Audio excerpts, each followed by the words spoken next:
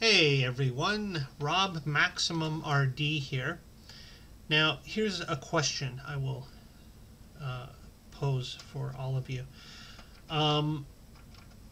This is an open tag and I want to know what game console that you wanted but never got originally back in the day, or as the case may be, well, it may not have been too long ago. If you're young enough, it might have been, the original Xbox or Dreamcast or something like that.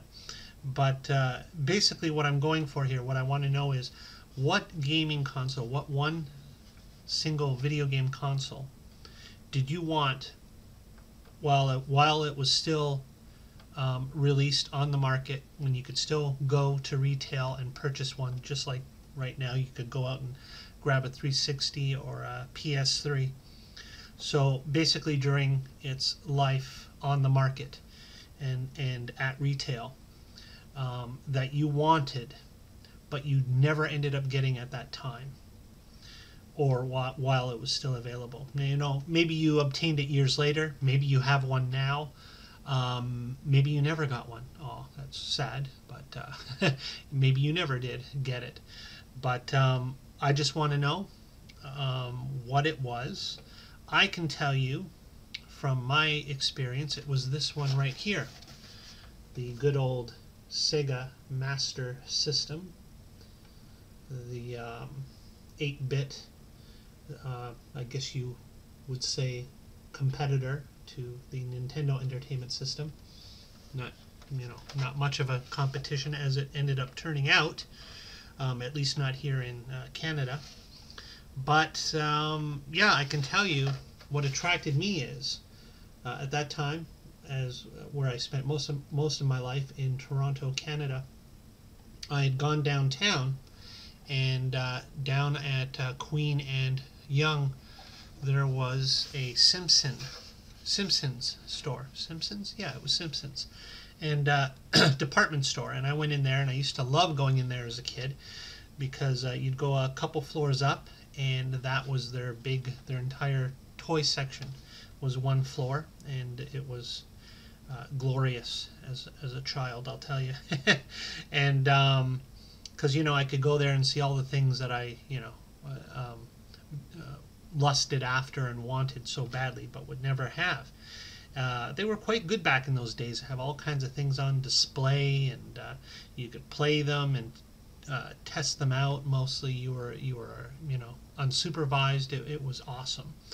And so yeah, I spent a lot of time there. And one time I went up there, and just as an example to show you, I had heard some things about Sega, and I had heard a little bit of the Master System.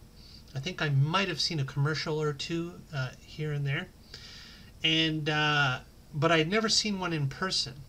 I think I had heard of one kid in school maybe that had one, so it was all very alien to me. I didn't know anything about it. I hadn't been exposed to it. I hadn't seen it in person. But sure enough, they had one on display, and everything hooked up, and they were playing. It was a shoot 'em up game, I think. Was it Fantasy Zone, I think it was called? Kind of that weird cartoony shooter. And what struck me immediately was the vibrant and bright colors in that game. And if you look at screenshots of Sega Master System and Nintendo 8-bit games side by side, there's clearly a difference in the graphics. You can just tell. You can tell they may both be 8-bit based graphics, but you can tell usually by the screenshot which system, which game was on what system. And I liked it. I liked the look of it. I liked the sound. I liked the games. And I think so. There was that. Possibly Wonder Boy, or yeah, I think it was Wonder Boy. And yeah, I thought it looked great. It was fun. I stood there, played it for a bit, went home, and basically after that, again, it wasn't like it is nowadays. You have all this information on the internet, and all the mass advertising, and I never really did hear too much more about it. I mean, again, owning the Nintendo Entertainment System, I was with the majority of at least people that I knew. So it was great for trading games and cartridges, and you wanted the system that most people had. Prior to that, like going back really far, yes, I'm old, folks. It would have been like when the Superior Intellivision came out, but which I caught my eye right away with the graphics and the legs on the players and the sprites running around that looked more realistic, at least for the time period compared to the Atari games. But I swear it was like, at least again from my experience, it's like occasionally you'd hear about some kid's father owned an Intellivision, or some parents owned an Intellivision, but all the kids had the Atari 2600. So, again, you wanted what everybody else had, if anything, just to play games. So yeah, again, no regrets. I'm not saying I would have preferred to have the Sega Master System, or I would have even traded for it. I mean, I loved having the Nintendo Entertainment System. Years of fun on that with the whole family. It was great.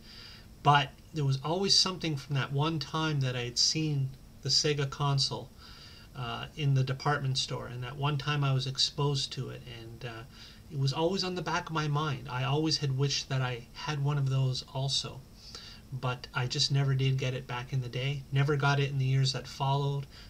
Matter of fact, I only got it when I got it recently. And then I got this. I got several games, most of the 3D games, the goggles, the zapper gun, the zapper. See, I'm still thinking Nintendo. The light gun for the Sega Master System. And it's great. I love it. Now I kind of feel, I've seen what I missed back in the day. But yeah, that's my answer. That's the console that I wished that I would have had back in the day, but I didn't. And so I want to know, what's yours? What is something that what is a game console that you wanted back in its initial run that you never got? And keep in mind, there may be a case where that was better. There's a chance that from what you saw, maybe you wanted a CDI, or you wanted I don't know, whatever system, and you may have been glad that you never did end up getting it. So that's my question for you all. Let me know. Game console you wanted but never got originally. Let me know. Comments, even better. A video response, always appreciated. Maybe you got it now. You can show me what it is. Show us all what it is. Share. And yeah, this will be a good one, folks. Rob MaximumRD out. Thanks for watching.